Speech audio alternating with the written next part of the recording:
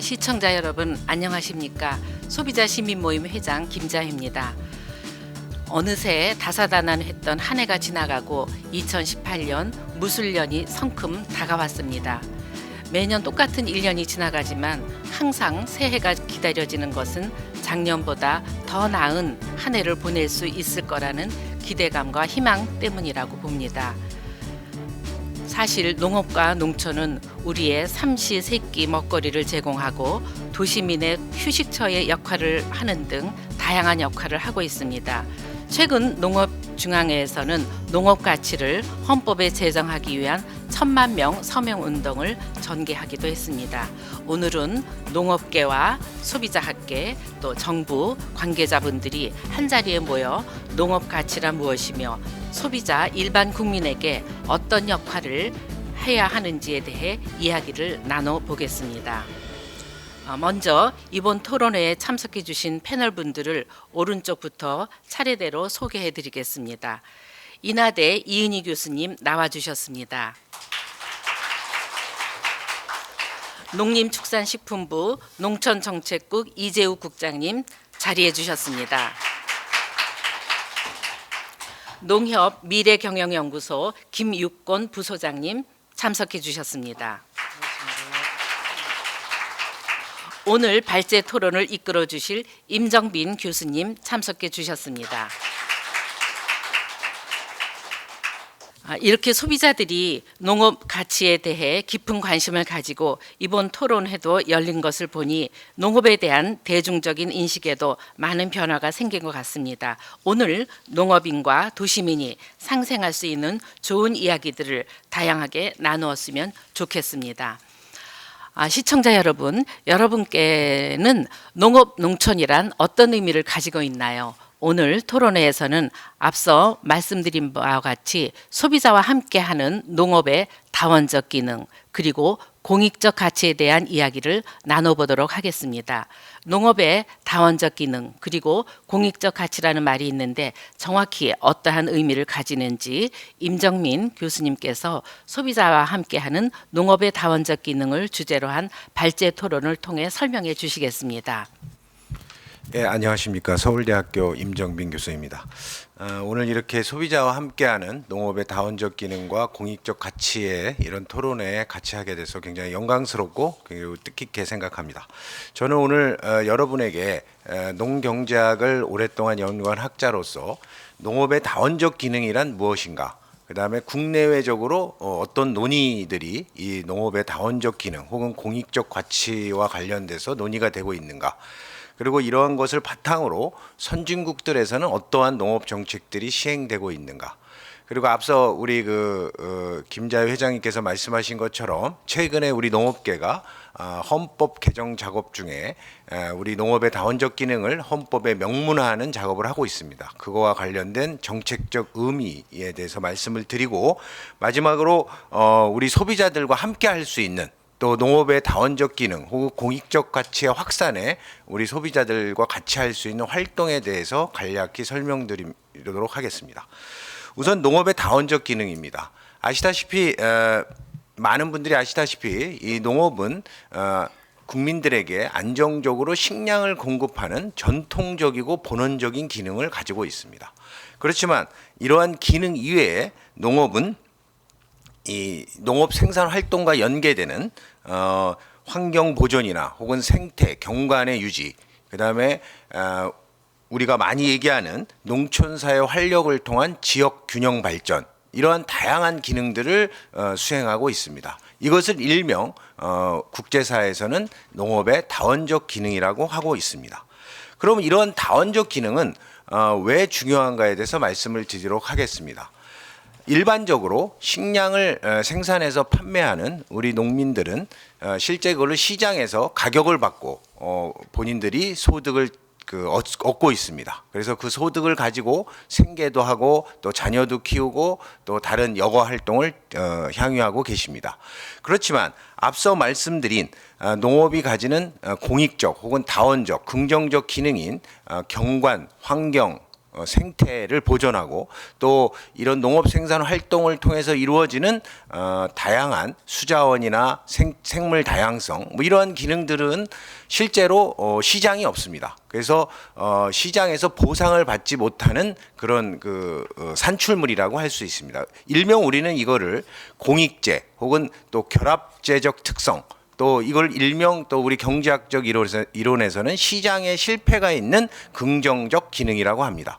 그렇기 때문에 대부분의 선진 국가에서는 이러한 농업이 발휘하는 이런 다원적이고 또 공익적인 기능에 대해서는 정부가 나서서 실제로 그 기여에 대한 대가를 보상해주고 또 해당 국민들이 혹은 또 소비자들이 보다 농업 농촌에 대해서 애정을 갖고 또 관심을 갖고 지원을 해주는 이러한 것이라고 볼 수 있겠습니다. 그러면 국제사회에서는 언제부터 이런 다원적 기능이 논의되고 있는가 말씀드리도록 하겠습니다. 이러한 농업의 환경 또 사회 또 그 나라의 문화적 측면에서 굉장히 중요하다는 기능과 가치의 주목을 처음 받기 시작한 거는 브라질의 관광 도시인 리우에서 1992년에 주요국 정상들이 모인 리우 정상회의에서였습니다. 그 이후에 WTO 체제 아시다시피 이제 WTO는 우루과이 라운드라는 무역 자유화 협정이었습니다. 여기서 본격적으로 세계적으로 이 농업의 무역 자유화가 이루어지고 또 시장 개방이 이루어져서 우리 농업에는 굉장히 어려움을 주게 되었는데요. 사실 이 WTO 체제에서도 농업이 가지는 비교역적 관심사항이란 이름으로 농업이 가지는 환경, 생태 또 문화적인 기능에 대해서 보존이 필요하다는 논의가 95년 이후로 있었습니다. 특히 1998년 이후 OECD라는 경제개발협력기구죠. 그래서 일명 선진국 클럽이라고 하는 이 파리의 본부가 있는데요. 이 국제기구에서 이 학문적으로 이 농업의 다원적 기능을 공식적으로 명명하고 또 이 농업의 다원적 기능에 대한 분석을 수행함으로써 농업이 단지 식량을 공급하는 기능 이외에 앞서 말씀드린 환경, 생태, 경관, 문화 혹은 또 지역의 균형 발전 이런 다양한 다원적 기능과 공익적 가치를 발휘하고 있다는 것에 대해서 국제사회가 주목하기 시작했습니다. 특히 이 농업과 관련된 국제기구로 가장 유명한 기구가 UN 산하의 FAO라는 곳입니다. 한국말로는 저희가 세계 식량 농업 기구라고 하는데요. 여기에서는 보다 농업이 가지는 사회적 기능, 또 문화적 기능, 그다음에 환경적 기능, 그다음에 식량 안보, 또 경제적 기능으로서 뭐 경제 위기에 대한 완충 기능까지 포함하는 13개의 농업의 다원적 기능을 구별하여 또 논의를 한 경우가 있습니다. 그래서 국제사회에서도 이 농업의 다원적 역할과 기능 유지에 대해서 논의가 1990년 초반 이후에 촉발되고 있고요. 또 우리 국내에서도 지난 WTO 출범 이후에 이 시장 개방으로 인해서 농업이 축소되는 과정에서 이러한 다원적 기능과 공익적 가치가 같이 축소됨으로써 오히려 국가 사회적 비용이 증가할 것을 우려하여 연구가 촉발이 되었습니다. 그래서 실제 연구 결과에 의하면 농업이 가지는 공익적 가치가 우리 금액으로 환산하면 한 170조 가까이 되는 것으로 나타나 있습니다. 이것은 현재 농업 생산액이 한 45조 정도 되는데요. 한 4배 이상의 그러니까 농업 실제 우리 농민들이 시장에서 내다 팔아서 매출로 올리는 금액에 비해 4배 이상의 공익적 가치를 우리 국가 사회에 기여하고 있음을 보여주고 있습니다. 그래서 이 선진국에서는 이러한 농업이 가지는 다원적 기능과 공익적 가치에 대한 중요성을 인식하여 이거를 농업 정책에 반영을 해서 이와 관련된 재정 지출을 확대하고 있습니다. 예를 들면 미국과 같은 경우에는 5년 주기로 농업법을 개정하고 있습니다. 그중에 중요한 항목 중에 하나가 환경 보전과 관련된 농업 관련 법인데요. 이 환경 보전과 관련돼서 국민 영양, 그러니까 우리가 일명 푸드 스탬프나 이런 그 식생활 식생활 개선을 위한 어떤 국민 영양 또 작물 보험 이런 제도에 이어서 세 번째로 미국 농업 재정 지출에서 세 번째로 많이 지출하는 분야가 바로 이러한 다원적 기능을 보존하는 항목에 대한 지출이고요. 유럽연합의 경우에도 농촌발전기금 예산 중 농업과 농촌이 발휘하는 다원적 기능 제고를 위한 지출 비중이 전체 농촌발전기금의 한 48% 정도를 이 농업의 다원적 기능을 확산하고 유지하는 데 쓰고 있습니다. 또한 가장 농업의 다원적 기능을 헌법에도 명문화하고 전 세계적으로도 가장 아름답고 생태적인 국가로 각광받고 있는 스위스의 경우에는 전체 농업 예산의 50% 이상을 이러한 농업의 다원적 기능의 유지와 확산에 정부 지출을 쓰고 있습니다. 특히 선진국들은 이 국민들 또 우리 농식품을 소비하는 소비자들의 공감대 형성 속에 이 농업이 발휘하는 다원적 기능 또 공익적 가치에 대해서 인식을 함께하고 또 농업 농촌에 대한 지원 확대에 우군으로서 같이 역할을 해주고 있다는 측면에서 큰 의미가 있다고 볼 수 있겠습니다. 그럼 우리나라는 어떤가? 최근에 이 매년 사실은 한국농촌경제연구원이라는 정부 출연 기관이 있습니다. 저도 개인적으로는 그 연구소 출신인데요. 하여튼 이 매년 국민들에게 이 농업 농촌에게 현재 기대하는 혹은 미래에 기대하는 역할과 기능이 뭐냐는 그런 설문조사를 합니다. 그래서 우리 도시민들이 현재 우리 농업 농촌에 바라는 기능의 첫 번째는 역시 식량을 안정적으로 공급하는 기능이라고 말하신 분이 전체 설문조사 표본수의 43%였습니다.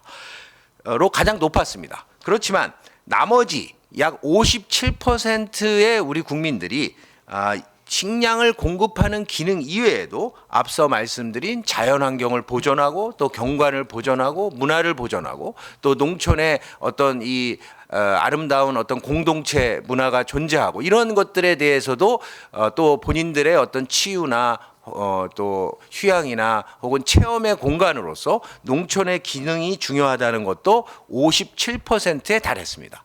그리고 특히 앞으로 미래에는 농업 농촌에 대해서는 어떤 걸 더 바라시냐라는 설문에 대해서는 식량에 대한 공급 기능은 좀 더 낮아지는 방면에 오히려 앞서 말씀드린 다원적 기능과 공익적 기능에 대한 역할은 좀 더 농업 농촌이 수행해 줬으면 좋겠다 하는 것도 우리 국민들도 이 농업 농촌이 앞으로 이 다원적 역할과 기능을 해주기를 바라고 있다는 설문조사가 나와 있습니다. 그렇기 때문에 최근에 우리 농업계에서 이 헌법 개정 작업 과정에서 이 농업의 다원적 기능을 헌법에 명문화하여 좀 더 우리 한국 농업과 농촌도 좀 더 농업 국민들이 원하는 이 국민들이 기대하는 다원적 기능과 공익적 가치를 좀 더 확고히 해주는 기반을 갖추자 이런 주장에 대해서 말씀드리도록 하겠습니다. 그럼 헌법을 왜 우리 농업계가 헌법 안에 이런 농업의 다원적 기능을 반영하자 이런 얘기를 하냐 하면요. 우선 현재도 농업농촌식품기본법이라는 농업 부분의 어떤 가장 중요한 법률에 이런 농업의 다원적 혹은 공익적 기능에 관한 언급이 있습니다. 하지만 헌법이라는 것은 우리 국가를 운영하는 최상위 규범으로서 단지 일반 농업 법률에 규정한 이런 농업의 다원적 기능, 뭐 여러분들도 실제로 이런 것들이 농업농촌식품기본법에 있었다고 아시는 분은 저는 제가 알기로 거의 없다고 봅니다. 그렇지만 헌법에 이런 것이 규명됨으로써 국민들이 공감대도 형성하고 또 입법, 사법, 행정기관들이 또 거기에 종사하는 우리 공무원들이나 또 관련 분들이 이 농업 농촌에 발휘하는 이 다원적 기능에 대한 중요성을 인식하고 또 이거를 기반으로 해서 우리 농업 농촌에 대한 정책을 좀 더 구체화할 수 있는 기반을 마련한다는 측면에서 매우 의미가 있다고 봅니다.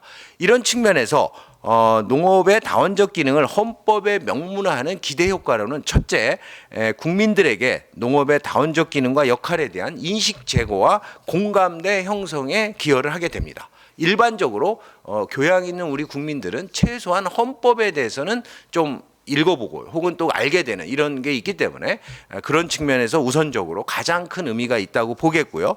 또한 이 국가기관에게는 헌법이라는 최상위 규범에 이 공익적 기능 혹은 농업농촌이 발휘하는 다원적 역할에 대한 것을 명문화함으로써 이 구체적으로 입법과 정책 수행의 기반을 마련해 준다고 할 수가 있겠습니다.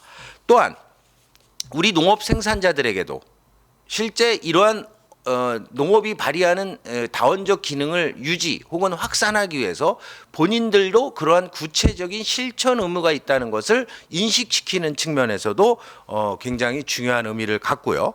또 마지막으로는 이러한 농업의 다원적 기능과 공익적 가치를 헌법에 명문화함으로써 궁극적으로 농업농촌의 지속가능한 발전뿐만 아니라 국민들의 삶의 질 향상에도 기여할 수 있는 근거가 되는 매우 중요한 의미를 갖고 있다고 볼 수가 있겠습니다.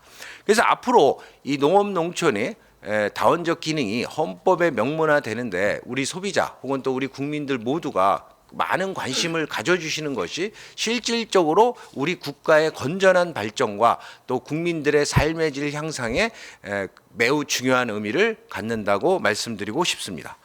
그럼 해외 사례를 말씀드리면 제가 자주 우리 학계에 언급하는 국가인데요. 바로 스위스입니다. 앞서도 제가 말씀드렸지만 스위스는 1996년도에 국민들의 국민투표로 그 당시에 한 76%의 찬성률로 스위스 연방헌법 104조에 농업의 다원적 기능을 명문화하고 이걸 근거로 농촌에 많은 지원과 또 농민들도 또 그러한 의무를 수행함으로써 세계에서 가장 아름답고 생태적인 국가라는 또 관광 국가라는 명성을 얻고 있는 것입니다. 그러면 이런 국내적으로도 하여튼 사실 농종 기조가 오늘 뭐 이재욱 국장님도 나오셨지만 농종 기조가 지속 가능성, 환경 생태적 농업 뭐 이런 거로 바뀌고 있습니다. 그래서 이 미래 농업 농촌의 정책 방향에도 이러한 헌법의 농업의 다원적 기능을 명문화하는 것은 앞으로 의 농업 농촌 정책을 수행하는 데도 굉장히 중요한 의미를 갖고 있다고 볼 수 있겠습니다. 그래서 이러한 농업농촌의 다원적 기능이 헌법에 반영이 되면 앞으로 그럼 어떤 모습이 될까에 대해서 말씀드리고 싶습니다. 우선은 농업 측면, 그러니까 산업적 측면에서는 국내외 소비자가 신뢰하며 믿고 찾는 농식품을 생산하는 친환경 생명산업이 되리라고 봅니다. 그다음에 농촌, 우리 농민들의 삶의 공간이자 또 최근에는 국민들의 힐링과 또 체험의 공간인 농촌은 환경과 경관이 깨끗하고 아름답게 보존된 국민들의 휴양 및 체험의 공간이 될 것입니다. 그다음에 우리의 가장 우리 농자지 천하지 대본이라고 하죠. 우리 식량을 안정적으로 공급하고 앞서 말씀드린 이런 다원적 기능과 공익적 역할들을 많이 해주시는 우리 농민들은 소비자와 국민들의 요구를 충족시키면서 필요한 소득을 얻고 보람과 긍지를 갖는 경제 주체로 탄생하는 이런 계기가 되리라고 믿고 있습니다. 그러면은 오늘 주제인 그러면 소비자와 함께하는 농업의 다원적 기능 또 공익적 가치는 그럼 어떻게 하는 것이 사례가 뭐가 있을까에 대해서 말씀드리도록 하겠습니다. 우선은 첫 번째로 이 농업과 그러니까 농식이라고 그러죠. 그래서 예전에는 농산물과 식생활이 굉장히 밀접한 지금도 그렇죠. 그렇지만 이 거리가 지금 멀어졌습니다. 예전에는 우리 주부들이 농산물을 직접 구매하셔서 집에 가서 바로 조리를 해서 드셨지만 지금은 중간 단계인 뭐 가공식품도 많고 최소한 뭐 반가공, 가공 형태를 통해서 무슨 실제 농민과는 접촉을 거의 안 하시고 또 원료 농산물이 아닌 좀 더 가공된 농산물을 이런 관계가 있는데요. 하여튼 농업과 식생활은 아주 밀접한 관계를 갖고 있기 때문에 이 식생활 교육을 본격화하는 것이 건전한 식생활 교육을 소비자들과 함께 하는 것이 실제로 농업의 다원적 기능을 보존하는 데 굉장히 중요하다고 보는데요. 우선 이 식생활 교육은 우리 소비자 측면에서는 건강한 식생활을 통한 어떤 질병 예방과 건강 유지 측면에서 굉장히 중요합니다. 또 우리 농업 생산자 측면에서는 안전하고 안심을 할 수 있고 또 건강에 좋은 농식품 생산을 유도하고 또 이 소득을 유지하는 이런 수단으로서 굉장히 중요하고요. 또 국가적 측면에서도 이 보건 의료와 관련된 이 국민들이 건강해지시면 이 보건 의료 지출이 굉장히 많이 듭니다. 저희가 한 6조 원씩 그 정부 지출이 나가는데요. 이런 이 보건 의료 관련 재정 지출의 감소 효과, 또 우리 국민들이 이 건강함으로써 노동 생산성이 증가하여서 이 경제 성장에 기여하는 이런 효과도 있고요. 또 국민들이 우리 식량, 우리의 국산 농산물을 애용해 줌으로써 하는 어떤 식량 자급률을 제고해 주는 효과, 또 우리 농민들이 이런 소비자와 같이 상생하면서 이 농업이 유지 또 발전됨으로 인해서 이 도농 간의 균형 발전을 통해서 지역 경제가 활성화되고 궁극적으로는 국토가 균형 발전되는 이런 효과들을 기대할 수가 있습니다. 그래서 저는 이 식농 교육이라고 명명하고 싶은데요. 요새는 이 농업 교육과 식교육은 거의 동일한 거기 때문에 이거는 건강, 또 환경, 또 이 감사와 배려와 관련된 인성 교육, 또 이 문화, 식문화와 또 전통 문화 부존 이런 여러 가지 측면에서 실제 앞서 말씀드린 농업의 다원적 기능과 이 식생활 교육은 굉장히 일맥상통하는 측면이 있기 때문에 이 소비자들이 적극적으로 이 식생활 교육에 참여하시는 것이 굉장히 중요하다고 봅니다. 또한 이것은 글로벌 측면에서도 이 환경이나 음식물 쓰레기나 또 이를 적게 버리고 이런 걸 통해서 이 기후 변화나 또 혹은 이 윤리적 소비라 그러죠. 그래서 실제로 이 환경 친화적인 또 사실 본인의 건강을 위해서 식생활을 하지만 궁극적으로 이것이 올바른 식생활을 통해서 이 세계적인 기후 변화나 환경 오염이나 또 이 오존층 방해 이런 것들에 대해서도 일부 기여할 수 있는 이런 윤리적 소비 측면에서도 굉장히 중요한 의미를 갖고 있다고 볼 수가 있습니다. 이런 측면에서 저는 로컬 푸드 운동을 소비자 단체 중심으로 하는 것이 굉장히 중요하다고 봅니다. 이것은 단지 우리 농민들을 도와주는 그런 측면이 아니라 앞서 말씀드린 대로 자연 환경 순환형 지역 먹거리 시스템 정립을 통해서 실제 환경 및 생태계를 보존하고 또 이 먹거리의 안정성을 확보하고 또 우리 농가들을 실제로 이 생산을 할 수 있도록 보호해 줌으로써 이 지역 경제의 어떤 활성화에도 기여하는 이런 측면에서 보면 이 로컬 푸드 운동이 일종의 식생활 교육과 연계되는 아주 대표적인 사례라고 할 수 있고요. 또한 최근에 선진국에서는 푸드 마일리지의 운동을 이 로컬 푸드의 운동으로 사용하고 있습니다. 이것은 뭐냐하면 이 예를 들면 메론에 이것이 생산돼서 여기 이마트나 혹은 이런 큰 홈플러스나 이런 하나로마트나 이런 곳에 올 때까지의 거리를 거기다 씁니다. 이걸 푸드 마일리지라고 합니다. 그러니까 예를 들면 50마일이라고 써 있는 것이 100마일이라고 써 있는 것보다 좀 더 높은 가격을 받습니다. 왜 그럴까요? 우선 가까이서 오기 때문에 이 기후 변화나 또 에너지 소비나 이런 측면에서 굉장히 윤리적 소비에 가깝습니다. 그리고 이것이 바로 우리 주변에서 온 농산물이라는 아주 명확한 근거를 갖기 때문에 소비자 단체 위주로 또 유통업체 중에서도 자발적으로 이런 푸드 마일리지를 실시함으로써 실제 로컬 푸드 운동을 본격화하고 있습니다. 그래서 미국의 경우에는 일명 100마일 다이어트 운동이라는 것을 하고 있고요. 일본의 경우에는 이제 잘 아시는 지산지소 운동. 또 우리 최근에 뭐 얼마 전까지 우리가 또 많이 했던 신토부리 운동도 일종의 그런 건데요. 사실은 우리는 근데 선진국보다는 아직 좀 구체적인 플랜이 또 그 실천적인 프로그램이 좀 부족한 측면이 있습니다. 이런 측면에서는 하여튼 우리 소비자와 함께하는 이런 식생활 교육과 로컬 푸드 운동과 또 푸드 마일리지 운동 이런 걸 통해서 궁극적으로는 오늘의 주제인 소비자와 함께하는 농업, 농촌의 다원적 기능과 또 공익적 가치를 유지 확산하는데 서로 윈윈할 수 있는 그런 계기가 될 수 있으리라고 봅니다.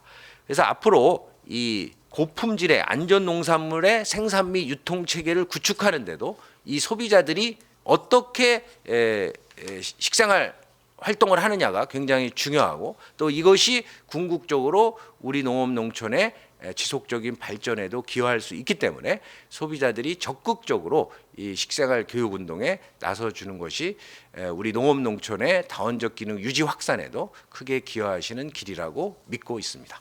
이상입니다. 예, 감사합니다.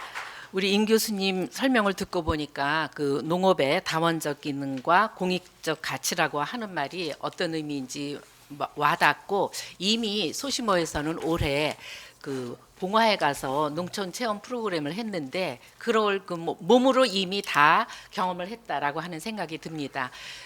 요즘에 이제 그 식량의 안정적인 그 제공 도 중요하지만 이미 뭐 수입산이 많이 와 있기 때문에 그 부분이 많이 좀 약화되고, 오히려 도시 소비자들이 기대하는 바는 가서 좀 힐링하고 또 자연 경관도 좀 보고 그렇게 즐기는 것이 더 좋다는 것이 소비자들의 기대였습니다.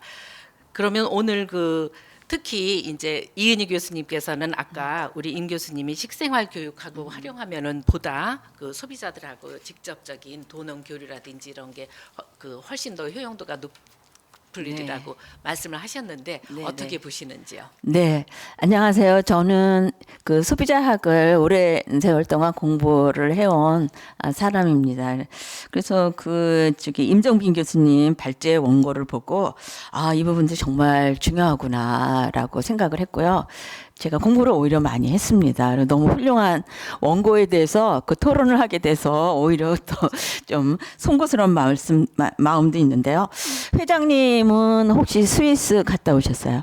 예, 갔는데 그 네. 경관이 정말 아름다웠어요. 아름다웠죠? 잊을 수가 없어요. 네. 근데 거기는 산에 그렇게 아름다운 집이 있는데 네. 식당도 있고 하는데 우리는 그 산이 많은데 그 산에 그런 게 좀 없더라고요. 없죠. 예. 네네. 그래서 이제 제가 이 원고를 읽으면서 이 농촌의 다원적 기능이 딱 이렇게 실현된 그 모습으로 제가 스위스를 머리에 떠올리면서 이 발제 원고를 읽었어요. 근데 이제 이 원고에 보니까 스위스를 어떻게 표현했냐면 가장 아름답고 또 생태적이고 그다음에 농촌 관광객, 그러니까 관광객이 모여드는 그러한 스위스. 우리가 이제 사운드 오브 뮤직이라는 영화에서도 그 아름다운 장면을 많이 보셨잖아요. 그래서 이제 농촌이 그렇게 발전을 해서 이제 관광객이 그 아름답고 깨끗하고 산뜻한 그 광경을 보기 위해서 이제 많이 모여드는 것이죠. 그래서 이제 저는 이 그 농업을 그 식량 공급에 이렇게 한정하지 않고 이 여러 가지 측면의 기능을 이렇게 활성화시켜야 된다. 이러한 임정빈 교수님의 이 발제에 대해서 정말 전적으로 이렇게 동감하는 바입니다.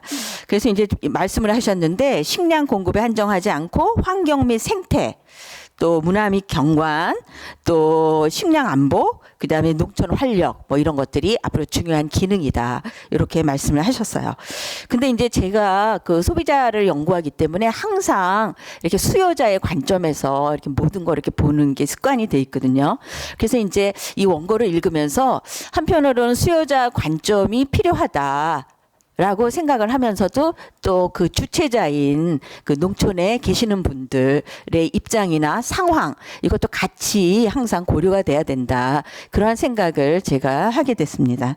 먼저 이제 그 임정빈 교수님께서 그 헌법 명문화의 필요성을 이렇게 말씀을 하셨는데 저도 전적으로 동감입니다. 그래서 이제 헌법에 명문화가 돼야 그것이 이제 하나의 방향성으로 나와서 농촌이 앞으로 어떻게 된다. 다시 말하면 바람직하게 어떤 식으로 돼야 된다라는 것을 주는 하나의 상징성이기 때문에 대단히 중요하다. 저도 이렇게 생각을 하는데, 단지 이제 지금 그 현재 있는 헌법의 조항하고 이렇게 조금 중복되거나 상치되는 부분이 있지 않은가. 그래서 그런 점들은 조금 고민을 해야 될 부분이다. 이렇게 생각을 했습니다.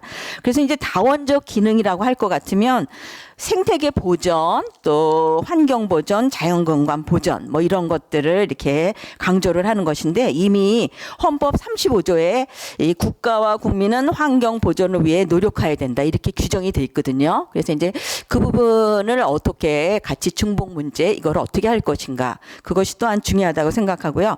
그다음에 또 헌법 제9조에 그 국가는 전통문화의 계승 발전과 민족문화 창단에 노력해야 된다 이렇게 돼 있습니다. 그래서 요것을 그 농촌 사회만으로 해가지고 헌법 조문에 들어갈 수 있는 것인지 그거에 대한 고민이 좀 필요하다 이렇게 볼 수가 있겠습니다. 그리고 이제 임정빈 교수님 원고를 보면 이 도시인들이 바라는 농촌의 모습 그거에 대한 이제 그 설문조사 결과가 있어요. 2008년에 한 번 했고요.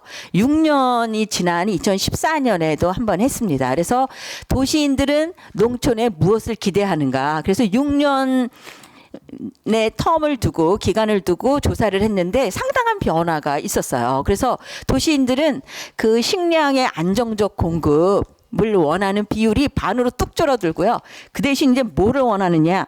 관광 및 휴식의 장소, 또 전원생활 공간, 또 전통문화 계승, 그다음에 자연 환경이 아름다운 것 이런 거에 대한 요구가 많이 늘어났습니다. 그러니까 농촌 주민들은 어떻게 생각하는지 모르지만 도시인들은 농촌에 대해서 그러한 것을 기대한다 이렇게 얘기할 수가 있는 거죠. 그래서 만약에 이 도시인들이 기대하는 그러한 농촌의 모습이 잘 갖춰질 것 같으면 아마 이제 도시인들이 많이 찾아가고 그게 이제 농촌의 어떠한 뭐 수입이라든가 활력이라든가 이런 데 상당한 기여를 하는 그러한 아이디어를 제공할 것이다 이렇게 생각을 합니다.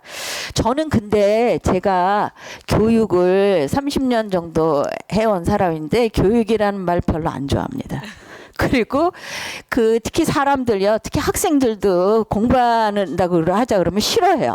그래서 이제 여기 그 사례로 식생활 교육을 말씀하셨거든요. 저 교육 싫어합니다.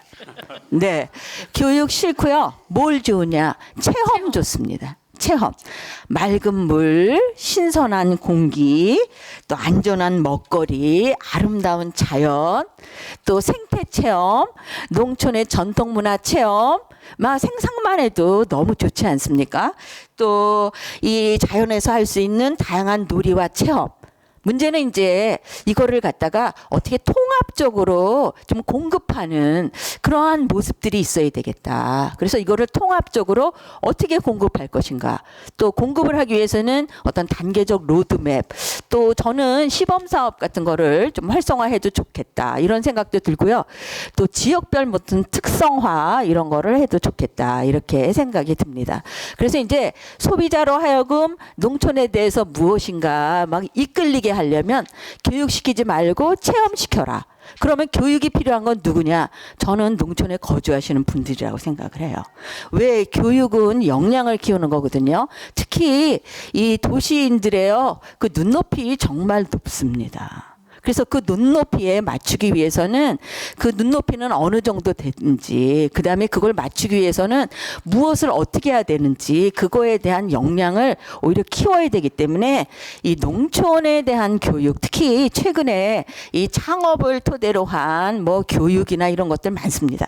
교육도 있고 컨설팅도 있고. 그래서 그런 것들이 지금도 많이 이루어지고 있다라고 저는 생각을 하지만 조금 더 이러한 다원적 기능의 관점에서 좀 이루어지는 것이 필요하지 않은가 이런 생각이 들고요. 이제 마지막으로 제가 말씀드릴 것은 이 농업의 다원적 기능은 이 피로에 찌든 도시인에게도 이 아주 산소 같은 그러한 공간을 제공하고 그걸 토대로 해서 농업의 발전도 이룰 수 있다 이렇게 생각을 합니다. 근데 이제 그러기 위해서는 이 소비자의 관점에서 시작하는 것이 대단히 중요하다 이렇게 생각합니다. 이상입니다. 예, 감사합니다. 우리 이은희 교수님 말씀을 들으니까 정말 그 교육보다는 우리가 체험이라고 하는 말을 이미 많이 사용을 해서 농촌 체험 프로그램이 굉장히 다양해졌는데 가서 보면은 막상 그 지역에 어떤 특징이 있다기보다는 좀 다 천편일률적으로 갔기 때문에 이거를 좀 더 지역마다 특징화, 특색을 좀 맞춰 이렇게 해서 도시인의 눈높이에 맞추는 것이 좀 중요하다라는 하는 생각에 동감을 합니다. 우리가 농업의 가치, 농촌의 가치, 또 농민들을 잘 살게 해야지 된다라고 하는 거에 이의를 달 사람 아무도 없습니다. 그런데 이제 그것을 헌법에 제정을 하려면 우리 도시 소비자들이 뭔가 그래 맞아 우리도 함께 해야지 돼. 이런 이제 그 논리가 좀 필요하다고 생각이 듭니다. 그래서 우리 김육건 부소장님께서는 농업 가치 헌법 제정 준비를 하시면서 1,000만 명 그 길거리 서명 운동까지 다 하셨는데 그 부분에서 이제 그 무엇이 더 좀 필요하다고 보시는지 좀 말씀을 해주십시오. 예, 감사합니다. 농해협 미래경영연구소 김육권 부소장입니다. 먼저 지난 10월부터 11월 한 달 동안 농업의 공익적 가치 헌법 반영 서명운동 1천만 명 서명운동을 저희들이 주관해서 했는데 소비자분들께서 적극적으로 참여해 주셔서 한 달 만에 서명운동을 조기에 달성할 수 있게 됐습니다. 이 점에 대해서 먼저 감사 말씀을 드립니다. 김자혜 회장님께서도 말씀도 하셨고 방금 전에 이제 연희 소비자학과에서 그동안 많은 또 공부를 하신 분이 좋은 발표를 해주셨는데 앞으로 농업의 공익적 가치가 또 헌법에 반영이 되고 생산자들에게 또 재정적으로 지원하는 그런 절차가 진행이 되려면 그전에 사전에 국민적인 공감대 형성이 무엇보다도 중요하다고 생각을 하고 있습니다. 오늘 그런 의미에서 오늘 우리 임정민 교수님께서 그 농업의 다원적 기능과 공익적 가치에 대해서는 이론적으로 잘 정리를 하셔서 발표를 해주셨습니다. 그에 대해서 소비자들이 또 이해를 쉽게 할 수 있도록 해준 데 대해서 고맙다는 말씀을 드리고 저희 농협이 생산자들을 교육을 하고 또 지도하는 그런 기능도 많이 하고 있습니다만 일방적으로 생산자들이 식량안보라든지 그동안에 주장되어 왔던 농업의 공익적 가치를 하기 때문에 이 부분이 헌법에 반영이 되어서 국가적으로 지원을 해달라는 그런 쪽으로는 진행하고 싶지는 않습니다. 저는 특히 또 유럽에서 또 근무를 하면서 해외 사례를 많이 봐왔기 때문에 오늘 시작하면서도 그런 말씀이 있었지 않습니까? 스위스 사례 말씀하시는데 제가 지난주에 벨기에를 잠시 일주일 동안 다녀왔습니다. 겨울철임에도 불구하고 정말 정원처럼 잘 가꾸어져 있는 유럽의 농촌을 보면서 앞으로 우리 농업계에서 국민들에게 이 농업이 정말 공익적 가치를 하고 있다는 것을 제대로 알리기 위해서는 유럽처럼 또 일본처럼 선진국 농업처럼 농촌 환경이 정말 아름답게 깨끗하게 관리되는 것이 우선이겠구나 하는 생각을 가지게 되었습니다. 특히 그동안 제가 또 농업인 조합원 교육 쪽에 종사를 하면서 가장 강조를 했던 부분이 이 부분입니다. 농업의 공익적 가치를 우리 스스로 주장하기 이전에 도시민들이 찾아올 수 있는 농촌 환경을 깨끗하게 가꾸는 것이 무엇보다도 중요하다는 쪽을 강조를 많이 했었고, 그 다음으로 특히 이제 강조했던 부분이 오늘 토론에서도 많이 나왔습니다만, 먹거리 부분에 대해서 소비자 신뢰가 확보되지 않으면 앞으로 갈수록 생산자가 설 자리가 없어진다는 쪽을 강조를 많이 합니다. 그렇게 하면서 제가 특히 개인적으로 강조를 많이 했던 부분은 생산 단계에서부터 최종 소비지까지 추적이 가능한 이력 추적제를 주요 품목별로 다 구축을 해야 된다 그래요. 그런 쪽을 강조를 많이 합니다. 이 내용은 왜 그런가 하면 잘 아시는 바와 같이 이제 유럽에서 80년대 후반에 강우병이 이제 발병이 돼서 유럽 소비자들이 유럽의 주식인 육류에 대한 신뢰가 많이 떨어졌습니다. 근데 그 신뢰를 어떻게 빨리 회복했느냐? 농장에서부터 식탁까지 추적하는 이력 추적제 트레이스빌리티 시스템을 유럽이 전 세계적으로 가장 먼저 구축을 하게 됐습니다. 그러다 보니까 현재는 전 세계에서 식품에 대한 소비자 신뢰가 가장 높은 지역이 유럽이 아닌가 생각을 하고 있습니다. 다행히 국내에서도 2009년부터 이제 한우에 대해서는 이력 추적제가 시행이 되고 있고 다른 품목으로 지금 확산이 되고 있습니다. 한동까지도 지금 확산이 되고 있고 과일 채소 부분에서도 농협이 생산자 식별이 가능할 정도까지 이력 추적제를 하고 있다는 말씀을 드리고 궁극적으로 앞으로 우리 농업이 존립할 수 있는 방법은 소비자의 신뢰와 기본이 되어야 된다고 저는 확신을 하고 있습니다. 이를 위해서는 유럽식으로 그런 이력 추적제를 구축을 해야 되고 그 이전에 더 중요한 것은 생산 과정에서 철저하게 기록하는 내용입니다. 의무적으로 기록을 해야 됩니다.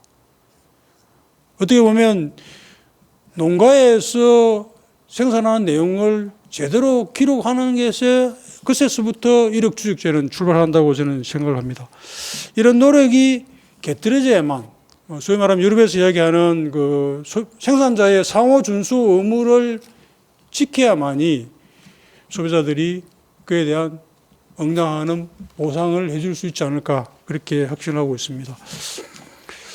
그리고 한 가지 더 추가로 말씀을 드리면 제가 또 농민 교육할 때 있는 내용을 강조를 많이 합니다. 과연 농민들은 여러분들은 어떤 역할을 하는 분들입니까? 반대로 제가 질문을 합니다. 대부분의 경우에는 먹거리를 생산하는 식량 안보를 책임지는 분들이 우리 농업인이라고 스스로 답을 합니다. 그렇지만 저는 거기에 덧붙여서 오늘 토론의 주제로 많이 나옵니다만 농업의 다원적 기능을 제대로 하기 위해서는 국토를 정말 깨끗하고 아름답게 가꾸는 정원사 역할을 해야 된다고 강조를 합니다. 그렇게 해야만이 앞으로 우리 소비자들이 우리 농업인이 생산하는 먹거리를 신뢰하고 또 기꺼이 사줄 수 있는 바탕이 되지 않을까 그런 생각을 합니다. 마지막으로 농업가치 헌법 반영을 위해서 저희 농협에서 주도적으로 노력하고 있습니다만 1,000만 명 서명 운동을 받는 그 이상으로 더 중요한 것은 국민적인 공감대를 행사하는 것입니다. 이를 위해서 앞으로도 지속적으로 소비자들을 대상으로 홍보 활동을 더 강화해 나갈 계획입니다. 또 유럽연합과 거의 비슷한 수준으로 우리 국내 농촌 환경도 깨끗하게 아름답게 보존될 수 있도록 우리 소비자들께서도 많은 관심과 지속적인 협조를 부탁을 드립니다. 그리고 오늘 좋은 말씀을 하셨습니다만 소비자 교육보다는 농업의 생산자 교육이 중요하다는 부분에 대해서는 전적으로 저도 공감을 합니다. 한 가지 예를 들면 유럽연합이 EU를 중동구로 확대하기 위해서 그 중동구 유럽에 있는 농업인 교육을 위해서 10년 동안 많은 예산을 투자하면서 교육을 했습니다. 사프라드 제도라고 그러고 PP 프로그램이라고 이야기를 합니다만 그 추가로 유럽을 확대하기 위해서 그 농업인들에게 교육을 하기 위해서 많은 예산 지원을 했습니다. 이에 따라서 오늘 우리 이재욱 국장님도 나오고 계십니다만 농업인들 교육을 위한 좀 더 많은 예산 지원도 좀 즉시 필요하지 않을까 생각이 되고 있고 또한 앞으로 농업의 공익적 가치가 소비자들에게 공감을 얻기 위해서는 우리 농업계에서 몇 배의 더 많은 노력이 꼭 필요하다는 말씀을 곁들여서 드리고 싶습니다. 감사합니다. 예, 감사합니다. 우리 김육건 부소장님 말씀대로 농업인들에 대한 교육 이런 것도 반드시 필요하다고 보여집니다. 생산자들이 들으면 좀 스트레스 받을 것 같지만은 사실은 그 소비자들이 신뢰를 하려면 신뢰 회복이 굉장히 중요하거든요. 우리 농산물을 그래도 우리가 근거리에서 나오는 우리 농산물을 로컬 푸드 매장에 가서 구매하는 이유는 안전할 것이다, 안전하다라고 하는 신뢰가 있기 때문에 로컬 푸드 매장에 가서 물건을 구입한다고 봅니다. 그래서 이 그 자연 환경도 농촌에 가면은 하여간에 비닐이 참 많이 이렇게 굴러다니고 하는데 그런 것도 사실은 깨끗하게 좀 치우는 그런 역할도 도시 소비자들이 농민들, 생산자들한테 주문을 합니다. 스트레스 받지는 마시고 사실 도시인들이 가고 싶은 농촌을 만들어 줘야지 도시인들이 가서 거기서 힐링도 하고 자연도 보존하고 우리가 그러면 이만한 가치의 돈을 지불할 수 있겠다라고 하는 생각이 들 정도로 농어촌에 계신 생산자들도 함께 이 그 공익적인 가치 또 다원적인 기능을 위해서는 함께 해야지 된다라고 하는 생각이 듭니다. 뭐니 해도 제일 중요한 거는 정부의 의지와 정책인 것 같습니다. 우리 이재욱 국장님께서 나와 계시는데 이번 토론 어떻게 보셨는지요? 예, 고맙습니다. 저희가 그 공익적 가치 이런 부분 가지고 저희 농업계나 아까 말씀하셨던 헌법 개정 관련돼서 많은 토론도 하고 또 많은 논의도 하고 그랬습니다만 이렇게 소비자를 직접 그 상대에서 이런 기회를 만들어 주신 것들은 굉장히 의미 있는 그런 기회가 아닌가 생각이 들고, 그런 측면에서 오늘 이런 좋은 자리를 만들어 주신 거에 대해서 우선 고맙다는 말씀을 드리겠습니다. 우선 김육권 부소장님 많이 강조하셨습니다만, 결국 이제 농업계가 지금 한 300만 정도 저희가 이렇게 되는데, 농업계 혼자서 해서 이런 부분들을 할 수 있다고 저희들은 보지 않습니다. 결국은 소비자들이 어떻게 이해를 해주시고 정말 그 필요한 부분이구나라는 그런 공감대 없이는 불가능한 일이기 때문에, 그런 측면에서 굉장히 중요한 의미가 있다 이렇게 말씀드리고, 우리 또 임정빈 교수님, 그 제가 여러 번 이런 토론회 이런 데 가봤습니다만, 이렇게 정말 그 명쾌하게 공익적 기능, 또 다원적 가치, 또 외국의 사례, 또 앞으로 우리 정책 방향까지 이렇게 잘 짚어주셔서 그 아마 처음 들으시는 우리 소비자들께서도 쉽게 이해하지 않았나는 그런 생각이 듭니다. 특히 우리 이은희 교수님도 마찬가지로, 이 저희들은 늘 아까도 말씀드렸습니다만 농업계 내부에 있으면서 내부만 이렇게 보다 보니까 소비자들이 원하시는 이런 것들을 제대로 캐치할 수 있는 그런 부분이 좀 부족했던 것 같은데, 이 용어라든가 또 소비자들이 바라는 이런 말씀들을 잘 해주셔서 굉장히 고맙게 생각을 합니다. 이제 저희가 헌법 얘기를 많이 이렇게 하고 있습니다만, 그 헌법에 담겠다는 그런 부분들은 사실은 하나의 어떤 그 공익적 기능이나 가치라는 것들이, 뭐가 아까 우리 크레이 농촌경제연구원 조사해 보면 일부 소비자들은 인식을 하고 계시는 것 같습니다만, 대부분 분들은 저희가 물어보면 공익적 기능이나 가치에 대해서는 아직도 잘 모르는 분들이 많습니다. 그러다 보니까 우선 헌법에 그런 부분을 좀 담고, 그 외에 이제 저희가 지금 그 문재인 정부의 새로운 정부의 어떤 농정의 그 로드맵이 될 수 있는 농업 농촌 식품산업 발전 5개년 계획이라는 걸 지금 만들고 있는데, 거기다가 이제 전면적으로 저희 농정 방향을 좀 수정해 나갈 생각을 하고 있습니다. 그동안은 뭐 아시는 것처럼 저희가 그 아까 그 임 교수님 WTO 체제 말씀하셨습니다만, 근 30년 동안 우리 농업은 이 거대한 그 농업국들, 예를 들면 미국이라든가 호주나 이런 나라들의 수입 개방 압력을 어떻게 우리가 대응해 나갈 거냐 하는 이런 측면에서 주로 경쟁력 높이는 쪽으로 주로 포커스를 많이 맞췄습니다. 그러다 보니까 조금이라도 생산 더 하고 이렇게 하다 보니까 비료, 농약 이런 걸 많이 주게 되고, 또 축산 같은 경우에는 항생제나 이런 부분 문제가 계속 제기됐었는데, 지금 우리 소비자들이 원하는 우리 농산물에 대한 기대는 이런 것들이 아니다. 정말 깨끗하고 안전한 이런 농산물, 그래서 정말 앞으로 지속 가능하면서 소비자들이 원하는 이런 농산물을 생산하고, 또 우리 농촌이 말씀들을 많이 주셨습니다만, 정말 찾고 싶은 아름답고 그 깨끗한 그런 농촌을 만드는 길만이 우리 농업 농촌이 살 수 있는 길이라는 것들에 대한 저희들 그 농업계 내부에 공감되는 형성이 되어 있습니다. 그래서 그동안 그 경쟁력 제고 중심의 농정에서 지속 가능한 농촌을 이렇게 바꾸는 쪽으로 저희들이 기본적으로 패러다임을 바꿔 나가고 있다는 그런 말씀을 드리고, 근데 이제 조금 그 스위스하고 많이 비교하고 이렇게 하시는데, 일본 속담에 보면 그런 얘기가 있습니다. 아름다운 경관 만든 데는 10년, 아름다운 풍경 만든 데는 100년, 또 아름다운 문화 만든 데는 1000년이 걸린다 그럽니다. 근데 이제 아시는 것처럼 저희 지금 65세 이상 되는 분들이 거의 60%가 되시는 이런 농업인들이 우리 농촌이 전국토의 92%입니다. 이 많은 데서 이렇게 흩어져 살고 계시다 보니까 농업인 혼자서 지금 말씀하셨던 비닐 문제, 뭐 농촌의 그 쓰레기 문제 이런 것들을 다 해결하기는 정말 어려워서, 저희가 이제 그동안도 환경부하고 같이 또 소비자들하고 같이 여러 가지 운동들 이런 것들을 굉장히 다양하게 전개들을 하고 있습니다. 그러다 보니까 결국은 아까 교육 말씀도 하시고 뭐 여러 가지 말씀들을 많이 주셨습니다만, 이런 것들을 저희들이 내년부터는 그 농업 환경 보존 프로그램이라는 새로운 프로그램을 도입을 해서, 이런 농촌을 깨끗하게 가꾸고 하는 분들에 대해서는 일정 부분 그 재정적으로 지원해 드릴 수 있는 이런 시스템들을 그 갖춰서, 정말 우리가 늘 부러워하는 그 농촌이 아름답고 깨끗한 나라들이 뭐 다 아시는 것처럼 다 선진국입니다. 우리나라 뭐 아까 유럽 말씀들을 많이 주셨습니다만, 그 아시아권에서는 아마 일본 정도가 그나마 좀 우리가 기대하는 농촌 수준 정도로 이렇게 되어 있습니다. 얼마 전에 그 지난주에 저희가 총리 주재 관광진흥 그 전략 회의를 해보시면 아마 깜짝 놀라실 텐데, 그 올해 우리나라에서 해외로 출국하는 분들이 약 2,600만이라 그럽니다. 그러니까 우리가 5천만 정도가 되니까 거의 두 분 중에 한 분 정도가 나가는데, 1억 2천만 되는 일본 분들 중에 해외 나가시는 분이 1,800만 정도입니다.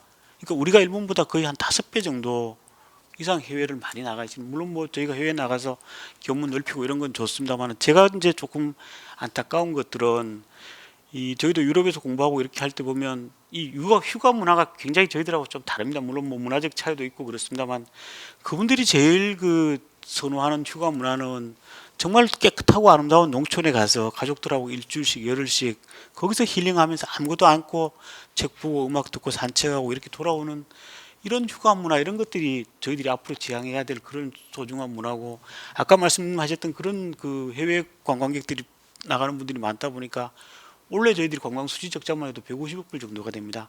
그래서 이런 부분들 저희가 좀 농촌 쪽으로 또 우리 내부로 돌릴 수 있게 하기 위해서는 아까 여러 우리 토론자들 말씀하셨던 것처럼 우리 농촌 환경을 소비자들이 원하는 그런 정말 깨끗하고 아름다운 환경 오시면 힐링이 되고 할 수 있는 그런 부분들을 하려고 저희가 전국에 지금 1,000개 정도 이미 체험마을이 지정이 되어 있습니다.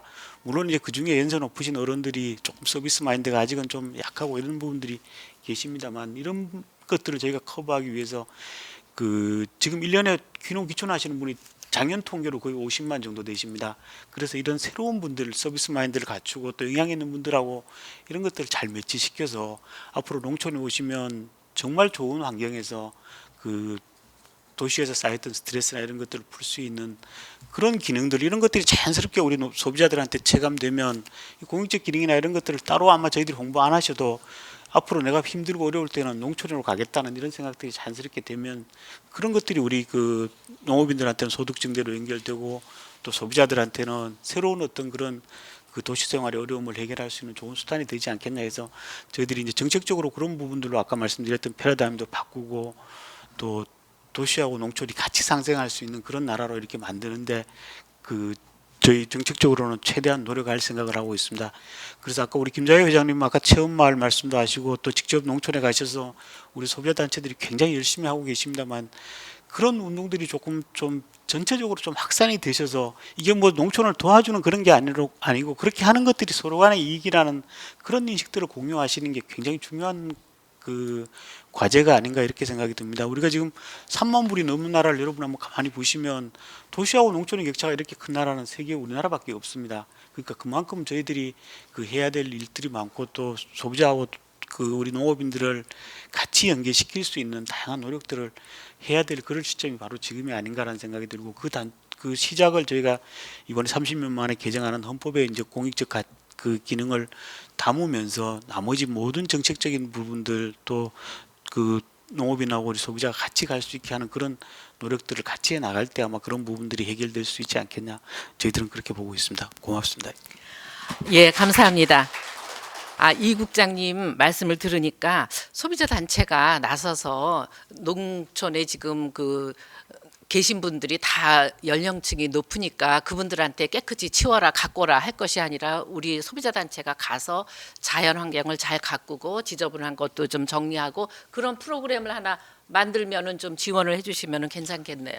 우리가 천상 가서 해야지 될 것 예. 같아요. 왜냐 지금 그 고령화가 너무나 진행이 됐기 때문에 65세 이상의 그 생산자들한테 먹거리만 생산하는 것도 힘든데 자연환경까지 깨끗이 치우라고 하니까는 제가 조금 반성이 됐습니다.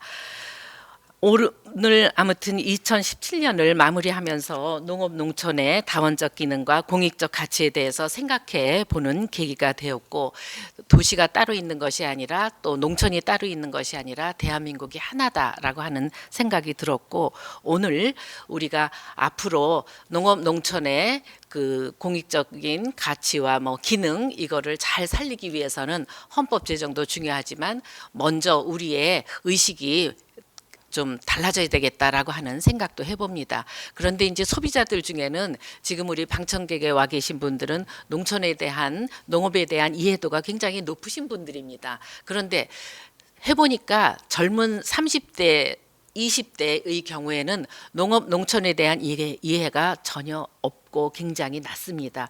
이 젊은 세대들을 어떻게 좀 이끌어서 농업 농촌에 대한 이해도 시키고 또 이 헌법 제정에 대한 설명도 좀 하고 하는 그런 부분을 좀 더 강화해야 되겠다라고 하는 생각도 들었습니다. 오늘 아무튼 이 그 자리에 참석해 주신 패널 또 방청객 여러분들을 비롯해 시청해 주신 모든 분들께 감사드립니다. 즐거운 한 주 되십시오. 감사합니다.